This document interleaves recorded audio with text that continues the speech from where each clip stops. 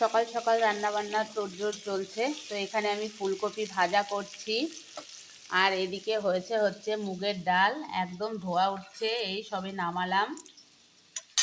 আর এদিকে আছে হচ্ছে আলু ভাজা, আর এখানে রয়েছে সয়াবিন, পনিরটা ভেজে তুলেছি, সয়াবিন দিয়ে পনির দিয়ে ফুলকপি দিয়ে একটা সবজি করা হবে।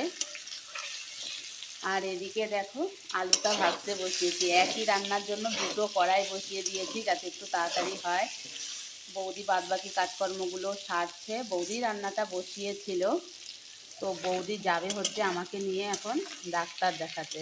তো আমি বললাম বাদবাকিটা আমি শেষ করি, তুমি যাও ওইদিকে কাজকর্মগুলো সেরে নাও, তাহলে একটু নিশ্চিন্তে থাকা যাবে, রান্না বান্না হয়ে গেলে বাবাও বাচ্চাগুলোকে খেতে দিয়ে দিতে পারবে। তো সেই কারণে আমি এদিকে রান্নাটা করে নিচ্ছি, এটা করলেই হয়ে যায়। বৌদি বাদবাকি কাজকর্মগুলো করছে। তো চলো, পরে আবার তোমাদের সঙ্গে কথা হবে, তাড়াতাড়ি করে রান্নাটা সেরে নিই।